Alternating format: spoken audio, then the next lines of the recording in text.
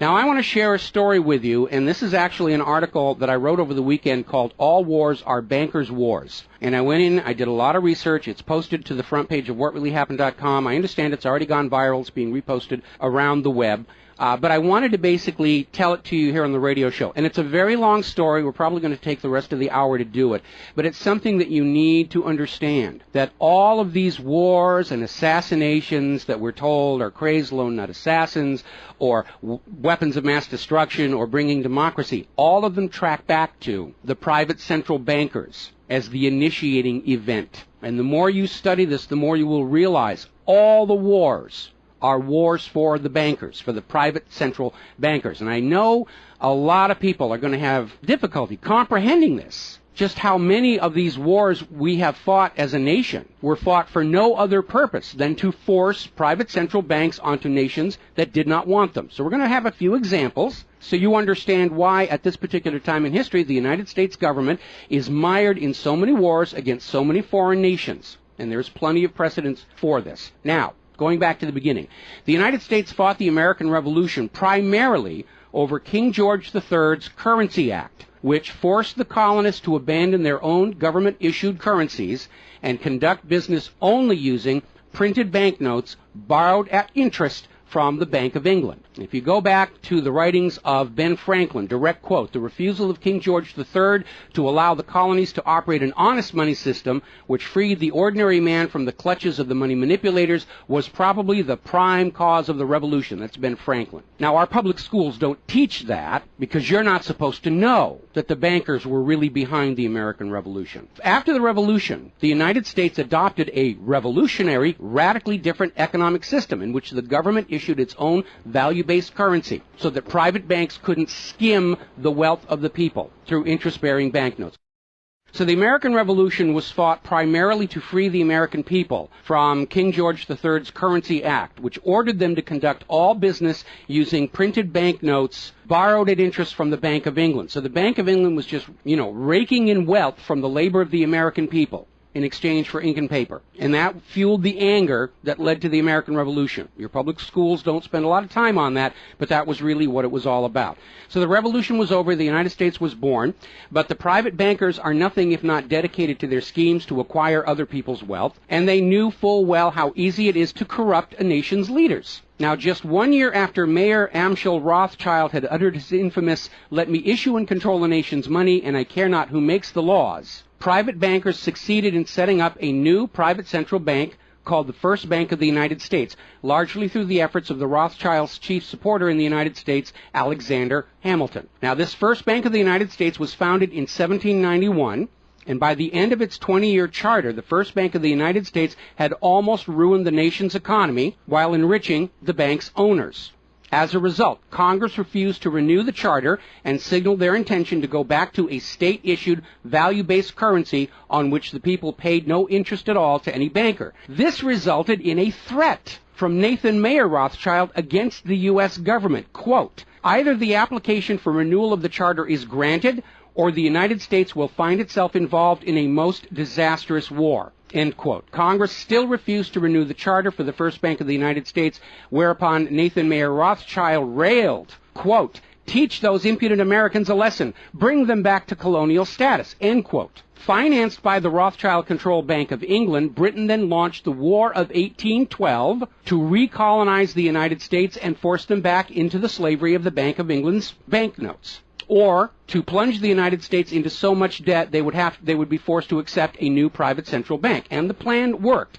Even though the United States won the War of 1812, Congress was forced to grant a new charter for yet another private bank, issuing the public currency as loans at interest, the Second Bank of the United States. Once again, private bankers were in control of the nation's money supplied and cared not who made the laws or how many British or American soldiers had to die for it. So once again, the nation was plunged into debt, unemployment, poverty by the predations of the private central bank, and in 1832, Andrew Jackson successfully campaigned for his second term as president under the slogan, "Jackson and no bank."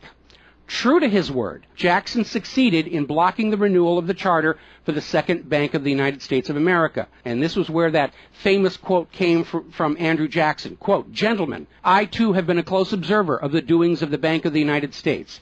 I have had men watching you for a long time, and I am convinced that you've used the funds of the banks to speculate in the breadstuffs of the country. When you won, you divided the profits amongst you, and when you lost, you charged it to the bank. You tell me that if I take the deposits from the bank and annul the charter, I shall ruin 10,000 families. That may be true, gentlemen, but that is your sin. Should I let you go on, you will ruin 50,000 families, and that would be my sin. You are a den of vipers and thieves. I've determined to rout you out, and by the eternal God, I will rout you out. End quote. Andrew Jackson. Shortly after the charter for the Second Bank of the United States expired, there was an assassination attempt on Andrew Jackson, and it failed when both pistols used by the assassin, Richard Lawrence, failed to fire. Later on, Lawrence explained the motive for the assassination by saying that with President Jackson dead, money would be more plenty. So it was an assassination motivated by the interests of the bankers. Now, our public school system is as subservient to the bankers' wishes to keep certain history from you, just as the corporate media is subservient to Monsanto's wishes to keep the dangers of GMOs from you, and the global warming cult's wishes to conceal from you the fact that Earth has actually been cooling for the last 16 years.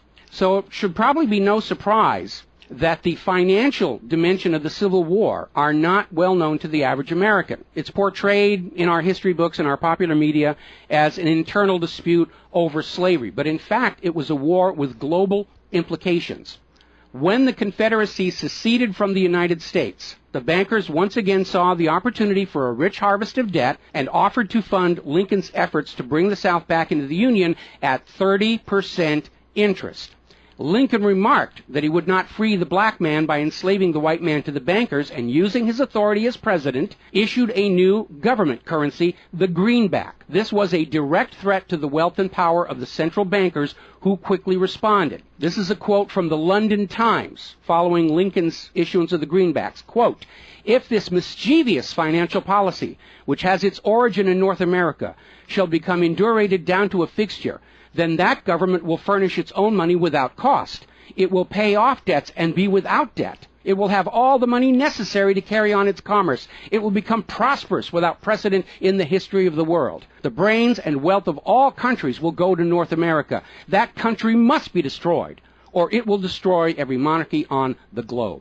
So, goaded by the private bankers, much of Europe supported the Confederacy against the Union, with the expectation that victory over Lincoln would mean the end of the greenback. France and Britain seriously considered an outright invasion on the United States in support of the Confederacy, but they were held at bay by Russia. A little bit of history most Americans don't understand. Russia came to the aid of Lincoln's Union during this crisis. Now, at that time, Russia had just ended their serfdom system, and they had a state central bank similar to the system the United States had been founded on. Now, free of European intervention, the Union won the war, and Lincoln announced his intention to go on issuing the greenbacks. Following Lincoln's assassination, the greenbacks were pulled from circulation, and the American people forced to go back to an economy based on banknotes borrowed at interest from the private bankers. So finally, in 1913, the private central bankers of Europe, in particular the Rothschilds of Great Britain, the Warburgs of Germany, met with their American financial collaborators on Jekyll Island, Georgia, to form a new banking cartel with the express purpose of forming the Third Bank of the United States, with the aim of placing complete control of the United States money supply once again under the control of private bankers. Owing to hostility over the previous banks of the United States, the name of this third bank was changed to the Federal Reserve, in order to grant the new bank a quasi-governmental image. But in fact, it is a privately owned bank. It's no more federal than Federal Express. In fact, last year, the Federal Reserve successfully rebuffed a Freedom of Information lawsuit by Bloomberg News on the grounds that as a private banking corporation, and not actually a part of the U.S. government, the Freedom of Information Act did not apply to the operators of the Federal Reserve. So 1913 proved to be a transformative year for the nation's economy. First, with Congress' passage of the 16th Income Tax Amendment and the false claim it had been ratified. Here's another direct quote. "I think if you were to go back and try and find and review the ratification for the 16th Amendment, which was the internal revenue, the income tax, I think if you went back and examined that carefully, you would find that a sufficient number of states never ratified that amendment," end quote. That's U.S. District Court Judge James C. Fox in Sullivan versus United States, 2003. Later that same year, 1913, and apparently unwilling to risk another questionable amendment, Congress passed the Federal Reserve Act over the Christmas holiday in 1913, while members of Congress opposed to the measure were at home. This was a very underhanded deal, as the Constitution explicitly vests Congress with the authority to issue the public currency, does not authorize its delegation, and thus would have required a new amendment to transfer that authority to a private bank. But pass it, Congress did, and President Woodrow Wilson signed it as he promised the bankers he would in exchange for generous campaign contributions. Now, President Wilson later regretted that decision. You've probably heard this quote before, but you're going to get it again. Quote, "I am a most unhappy man. I have unwittingly ruined my country. A great industrial nation is now controlled by its system of credit. We are no longer a government by free opinion, no longer a government by conviction and the vote of the majority, but a government by the opinion and duress of a small group of dominant men." That was Woodrow Wilson writing in 1919. Now, 1 year after the passage of the Federal Reserve Act, World War I started, and it is important to remember that prior to the creation of the Federal Reserve, there was no such thing as a world war. Now, World War I actually started between Austria-Hungary and Serbia, but quickly shifted to focus on Germany. Why Germany? They didn't start the war. Why was Germany the villain in World War I?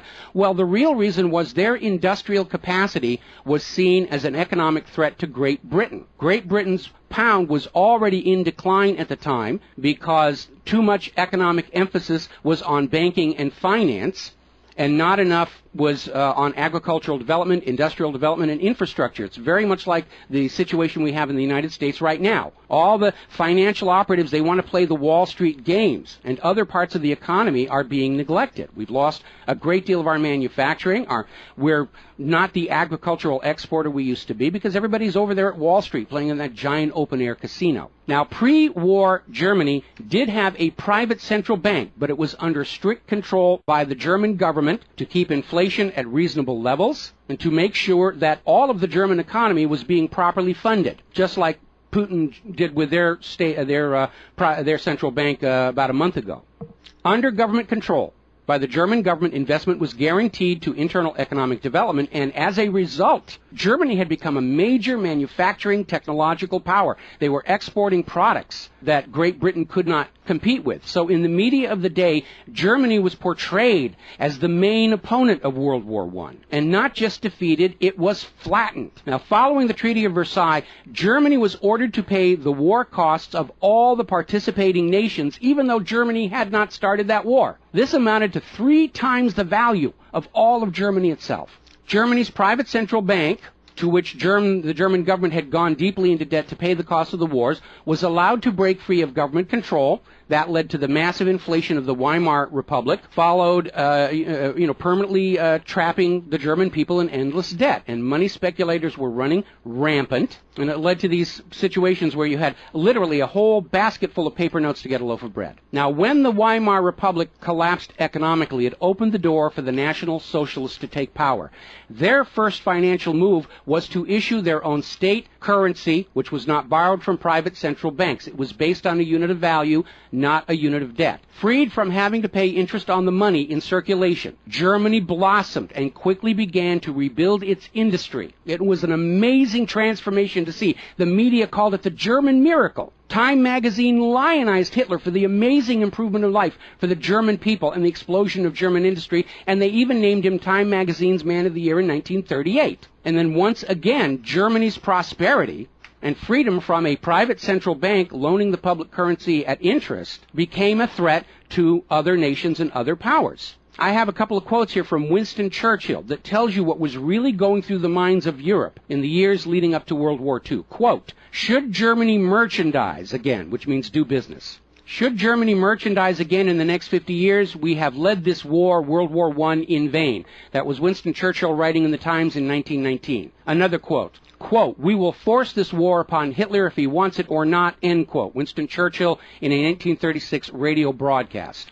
Quote, "Germany becomes too powerful. We have to crush it," end quote. Winston Churchill in November 1936 speaking to U.S. General Robert Wood.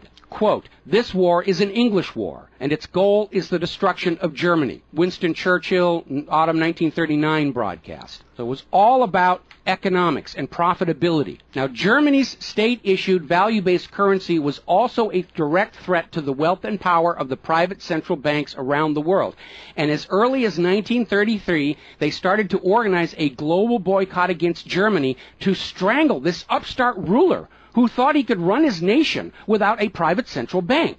Now, as had been the case in World War I, Great Britain and other nations threatened by Germany's economic power looked for an excuse to go to war. And as public anger in Germany grew over the boycott, Hitler foolishly gave them that excuse. Years later, in a spirit of candor, the real reasons for the war were made clear. Quote, "The war wasn't only about abolishing fascism, but to conquer sales markets. We could have, if we had intended so, prevented this war from breaking out without doing one shot, but we didn't want to." End quote. Winston Churchill to Harry Truman, March 1946. One more quote here. Quote, "Germany's unforgivable crime before World War II was its attempt to loosen its economy out of the world trade system and to build up an independent exchange system from which the world finance couldn't profit anymore. We butchered the wrong pig." End quote. Winston Churchill writing in his book, The Second World War. Now, a little side note, we're going to actually step back in time to the years before World War II. A little bit of history a lot of Americans are still completely unaware of. And it involves a gentleman by the name of Marine Corps Major General Smedley Butler. In 1933, Wall Street bankers and financiers had bankrolled the successful rise to power of Hitler and Mussolini. Brown Brothers Harriman in New York, and they're still there. I saw them when I was there for the 9/11 anniversary. They were financing Hitler right up to the day war was declared with Germany. And these Wall Street financiers decided that a fascist dictatorship in the United States, based on the one Mussolini had in Italy, was going to be far better for their business interests than Roosevelt's New Deal, which threatened massive wealth redistribution to recapitalize the working and middle classes of America. So the Wall Street tycoons recruited General Butler to lead the overthrow of the U.S. government and install a Secretary of General Affairs who would be answerable to Wall Street and not the people, would crush social unrest and shut down all the labor unions. General Butler pretended to go along with the scheme, but then exposed the plot to Congress.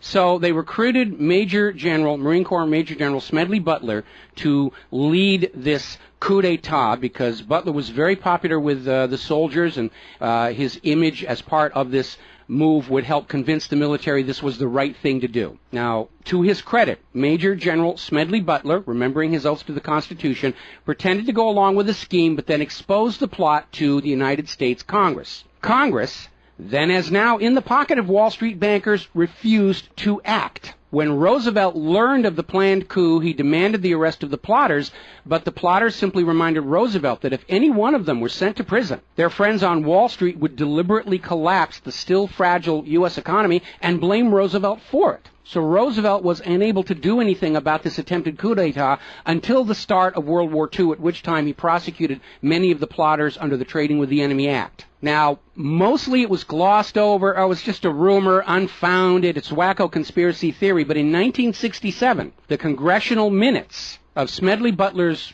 revelation to Congress of the coup were finally released to the public. You ever see this movie, 7 Days in May, Kirk Douglas and Burt Lancaster, about an attempted military takeover of the United States of America? It was based loosely on this story. But of course, in the movie, the bankers being behind the Burt Lancaster character was completely removed from the script here. Now, Smedley Butler is also famous for writing a work called War is a Racket. And I would like to read you a quote from that. Quote, "I spent 33 years and 4 months in active military service as a member of our country's most agile military force, the Marine Corps. I served in all commissioned ranks from second lieutenant to major general. And during that period, I spent more of my time being a high-class muscle man for big business, for Wall Street, and for the bankers. In short, I was a racketeer, a gangster for capitalism. I suspected I was just part of a racket at the time. Now I'm sure of it. Like all members of the military profession, I never had an original thought until after I left the service. My mental faculties remained in suspended animation while I obeyed the orders of the higher-ups. This is typical with everyone in the military service. Thus, I helped make Mexico and especially Tampico safe for American oil interests in 1914. I helped make Haiti and Cuba a decent place for the national international city bank boys to collect revenues in. I helped in the raping of half a dozen Central American republics for the benefit of Wall Street. The record of racketeering is long. I helped purify Nicaragua for the international banking house of Brown Brothers in 1909 through 1912. I brought light to the Dominican Republic for American sugar interests in 1916. In China in 1927, I helped see to it that the Standard Oil went its way unmolested. During those years, I had, as the boys in the back room would say, a swell racket. I was rewarded with honors, medals, and promotion. Looking back on it, I feel I might have given Al Capone a few hints. The best he could do was operate his racket in 3 city districts. I operated on 3 continents. General Smedley Butler, former U.S. Marine Corps Commandant, and he wrote that in 1935. So, now moving forward here. As president, John Fitzgerald Kennedy understood the predatory nature of private central banking. He understood why Andrew Jackson fought so hard to end the Second Bank of the United States. So Kennedy wrote and signed Executive Order 11110, which ordered the U.S. Treasury to issue a new public currency called the United States Note. Now, Kennedy's United States notes were not borrowed from the Federal Reserve. They were created by the U.S. government and backed by the silver stockpiles held by the U.S. government. It represented a return to the system of economics the United States had been founded on, and it was perfectly legal for Kennedy to do so under the Constitution. All told, some $4.5 billion went into the public circulation, which eroded interest payments to the Federal Reserve and loosened their control over the nation. 5 months after signing Executive Order 11110, John F. Kennedy was assassinated in Dallas, Texas, and the United States notes pulled from circulation and destroyed. Following Kennedy's assassination, John J. McCloy, president of the Chase Manhattan Bank and president of the World Bank, was named to the Warren Commission. Now, I don't care how good a banker he is, he's not qualified to be investigating a murder, which is what we were told the Warren Commission was all about, to get the truth of the assassination. But we all know that the Warren Commission was there to cover up what was going on, and obviously we can presume safely that John J. McCloy's presence on the Warren Commission was to make sure the American public never got even a hint of the financial dimensions behind the assassination. So, as we enter the 11th year of what I am certain future history will most certainly describe as World War III, we need to examine the financial dimensions behind all these wars. Why are we here? Why are our children being killed and crippled? Is this another war for the profit of the private central bankers? And the answer is yes. Now, toward the end of World War II, when it became obvious that the Allies were going to win and dictate the post-war political environment, the major world economic powers met at Bretton Woods, a luxury resort in New Hampshire, in July of 1944, and they hammered out the Bretton Woods Agreement for International Finance. The British pound lost its position as the global trade and reserve currency to the U.S. dollar. There are indications this was part of the price demanded by Roosevelt in exchange for the U.S. entry into the war. Now, absent the economic advantages of being the world's go-to currency, Britain was forced to nationalize their Bank of England in 1946. The Bretton Woods Agreement, ratified in 1945, in addition to making the dollar the global reserve and trade currency, obligated the signatory nations to tie their currencies to the dollar. The nations that ratified Bretton Woods did so on 2 conditions. The first was that the Federal Reserve would refrain from overprinting the dollar, basically as a means to loot real products and produce from other nations in exchange for ink and paper. It basically was an imperial tax imposed by the U.S. economic system on the rest of the world. That assurance of no overprinting was supposedly backed up by the second requirement, which was that the U.S. dollar would always be convertible back to gold by the U.S. government at $35 an ounce. Now, of course, the Federal Reserve, being a private bank and not answerable to the U.S. government, did in fact start overprinting paper dollars, which were sent to other nations around the world, and under Bretton Woods, they had to send back products and produce and raw materials at full value. And much of the perceived American prosperity of the 1950s and 60s was the result of these foreign nations having to send real raw materials, goods, produce, back to the United States in exchange for these little pieces of paper with ink all over them, because they were forced to accept these paper notes as being worth $35 per ounce of gold. Then in 1970, France started looking at this huge pile of printed paper notes sitting in their bank vaults, for which real French products like wine and cheese had been traded, and it notified the United States government that they would exercise their option under Bretton Woods to return all those paper notes for gold at the agreed-upon $35 per ounce exchange rate. The problem was the United States had nowhere near the gold to redeem all those paper notes. So on August 15, 1971, Richard Nixon temporarily, nudge, nudge, wink, wink, say no more, suspended gold convertibility of the U.S. Federal Reserve notes. This Nixon shock, as it was termed at the time, effectively ended Bretton Woods, and many global currencies started to delink from the U.S. dollar. And it created another problem because the United States had been collateralizing their loans, money borrowed from other governments and foreign investors, with the American nation's gold reserves. And with the awareness that there wasn't enough gold to redeem all the Federal Reserve notes, lenders to the U.S. were starting to wonder, did the U.S. government have enough gold to collateralize their outstanding debts? Foreign nations began to get very nervous about the loans to the United States, and they were understandably reluctant to loan any additional money without some form of collateral. So what Richard Nixon did is he founded the environmental movement with the EPA and its various programs like wilderness zones and roadless areas and heritage rivers, wetlands, and all these other little different programs which all took vast areas of public lands and made them off limits to the American people, who are technically the owner of all those lands. But Nixon had no concern for the environment, and the real purpose of this land grab, under the guise of the environment, was to pledge those pristine lands and their vast mineral resources as collateral on the outstanding national debt. The multitude of all these different programs was simply to conceal the scale of the land grab and collateralization of the American people's heritage. And it actually today covers almost 25% of the entire nation, is now locked up by these EPA programs and pledged as collateral on government borrowing. Now, with open lands, available lands for collateralization already in short supply, the U.S. government embarked on a new program to shore up sagging international demand for the dollar. The United States approached the world's oil-producing nations, mostly in the Middle East, and offered them a deal. In exchange for only selling their oil for dollars, the United States would guarantee the military safety of those oil-rich nations. The oil-rich nations would agree to spend and invest their U.S. paper dollars inside the United States, particularly in U.S. Treasury bonds, which would be redeemable through future generations of U.S. taxpayers. The concept was labeled the petrodollar.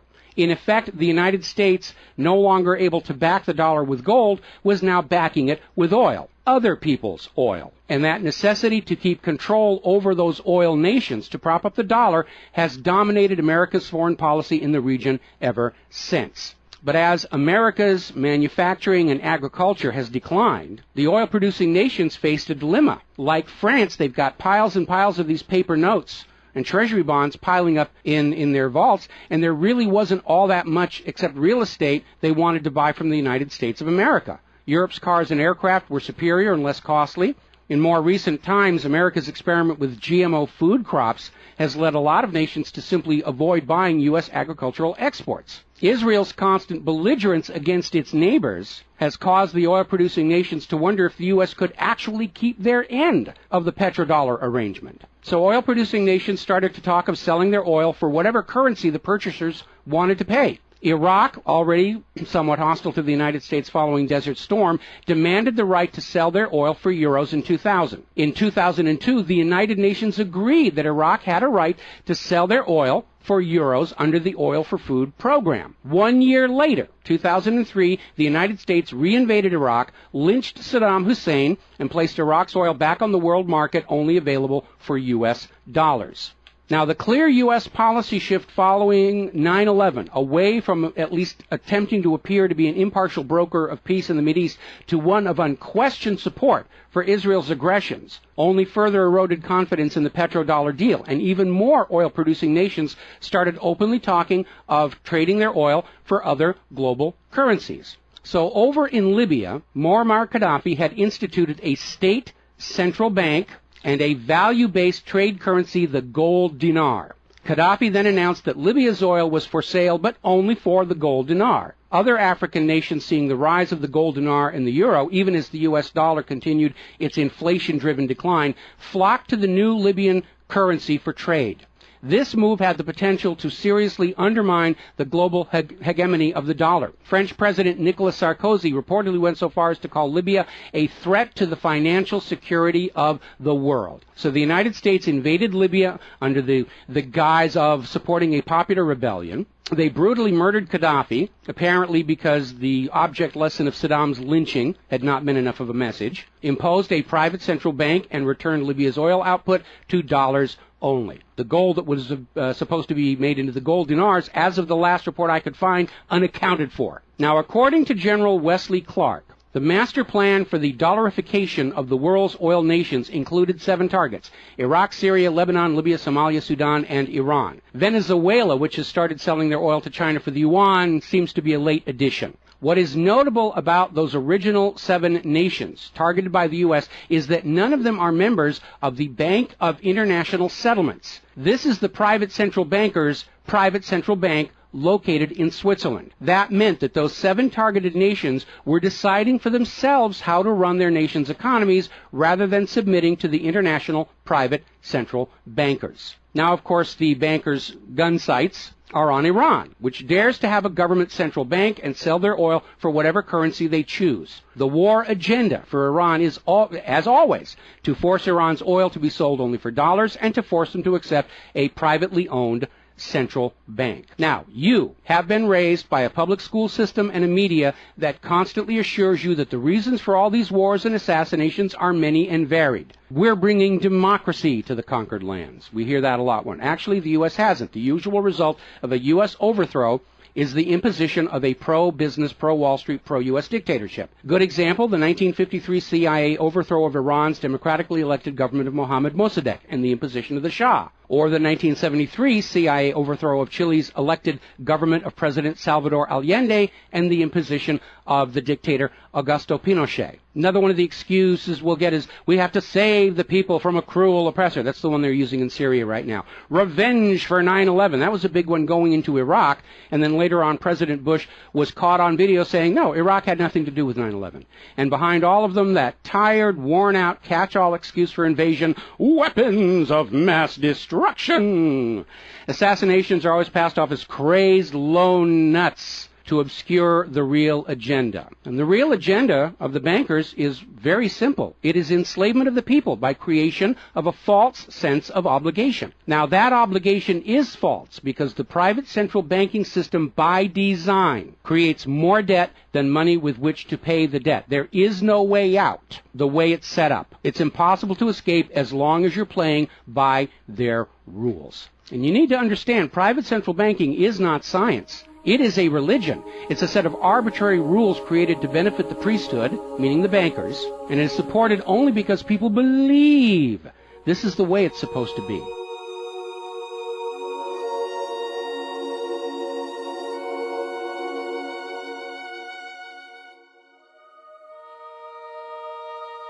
It is a religion. It's a set of arbitrary rules created to benefit the priesthood, meaning the owners of the private central banks. The fraud persists with often lethal results only because the people are brainwashed into believing that this is the way life is supposed to be, and no alternative exists or should even be dreamt of.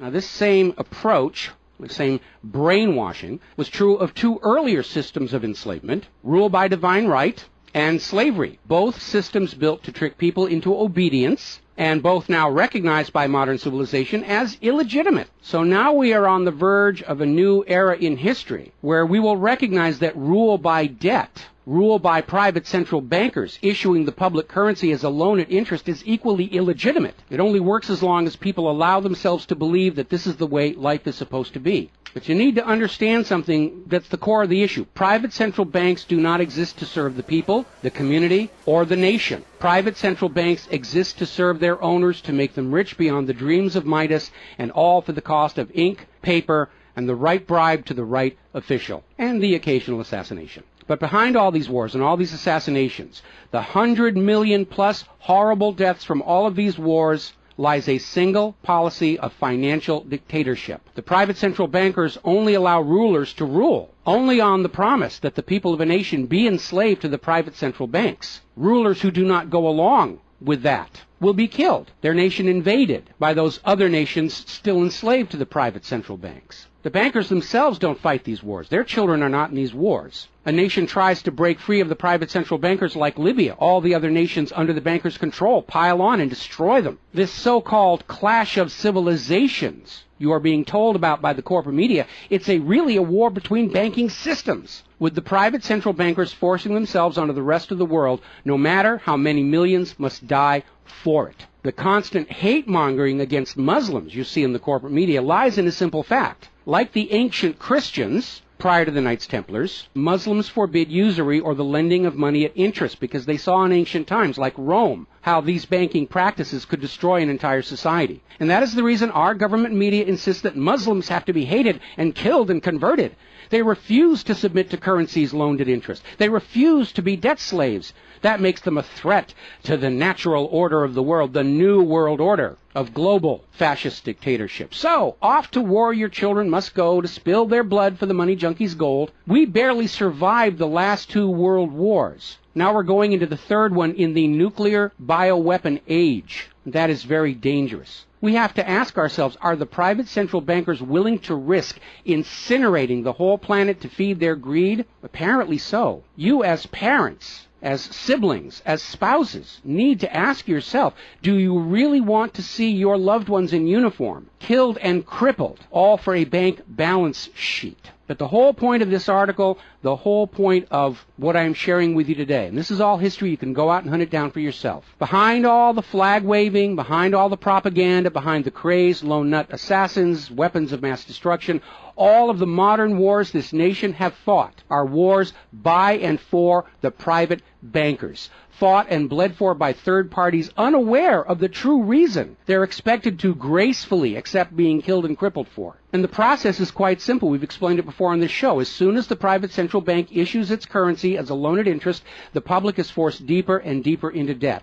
When the people are reluctant to borrow anymore, that's when the Keynesian economists demand the government borrow more to keep the pyramid scheme working. When both the people and the government refuse to borrow anymore, that is when the large wars get started, to plunge everyone even deeper to debt to pay for the war, and then after the war to borrow even more to rebuild. And when these horrible wars are over, the ordinary people have basically what they had before the war, except their graveyards are a lot larger, and everyone is in debt to the private bankers for the next century. That is why Brown Brothers Harriman in New York was funding the rise of Adolf Hitler, because war is the bankers' richest harvest.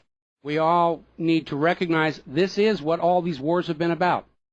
Private central banking, enlarging their domain, imposing their will on nations that do not want it, imposing their system on the rulers of nations who do not want it. Bribery, blackmail, assassination, they will do anything to maintain their stranglehold on the productivity of the world's people. And as long as private central banks are allowed to exist, inevitably, as the night follows the day, there will be poverty, hopelessness, millions of deaths in endless world wars until the earth itself is sacrificed in flames to Mammon. The path to true world peace lies in the abolishment of all private central banking everywhere, and a return to the state-issued, value-based currencies that allow nations and people to become prosperous through their own labor and development and efforts. Now, I mentioned the Knights Templars.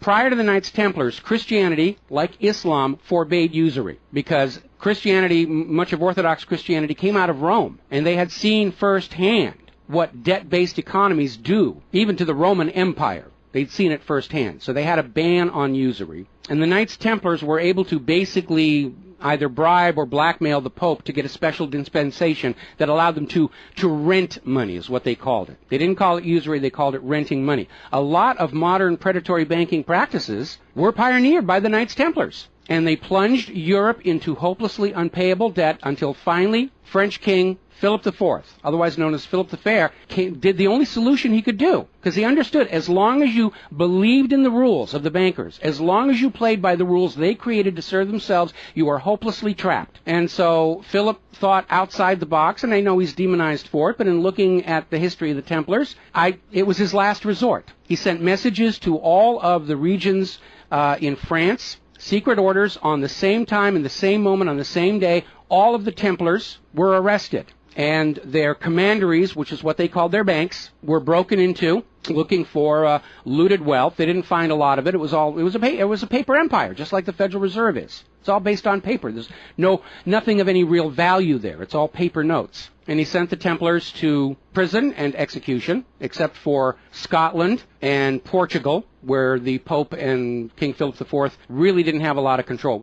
I think that the governments of the world, looking at the situation, looking how close we are to seeing this current world conflict emerge into a full-blown global thermonuclear war, that maybe they need to start thinking about the wisdom of King Philip the Fair and say it's time to simply grab all these private central bankers all at the same time so they can't simply skedaddle from one nation to another and come back and try the same thing again, as they will inevitably do, because these people are addicts. They're hopelessly addicted to other people's money. It's why we call them money junkies. When we see somebody who's addicted to cocaine or methamphetamine or heroin, and we can easily see how they're destroying their home and community around them. Now we need to look at these money addicts and look at how they're destroying the entire world around them. And it's time for an intervention. It's time for us to become private central banking heretics, to stop believing that this is the way life is supposed to be, because it isn't. It isn't even the way the United States was actually started. And they're trying as hard.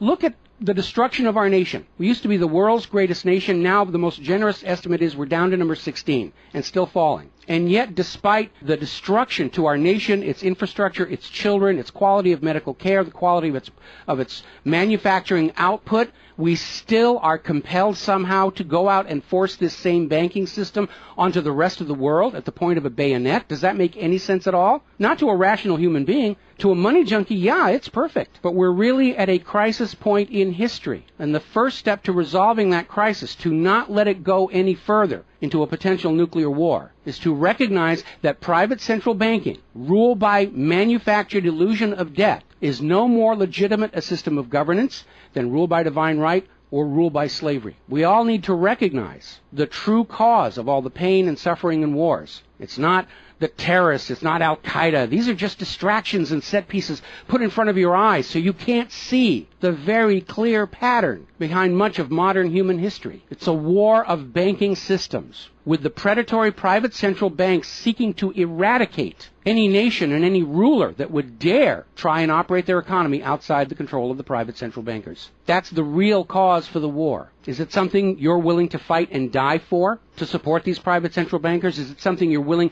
to let your sons and daughters and brothers and sisters be blown to bloody bits for, so the money junkies can have their latest fix, just a little tiny bit more gold or a little larger number on the bottom of that brokerage statement, so they can have today's thrill, their fix of money that is bought with the blood of your children? I don't think so. But the time has come to point out what really is the cause of all causes behind all the wars and suffering that our planet is having to endure and our people are having to endure. The common enemy of all humankind are private central banks issuing the public currency as a loan at interest. And as history will show, they will do anything, up to and including global wars, to keep their lock on yours and your children's future economic well-being and productivity. We're not a free society. Media will tell us that we're free, but we're not free. We are slaves. Our slave chains are made of paper, and that paper is the Federal Reserve note. Too few of our leaders have tried to stand up to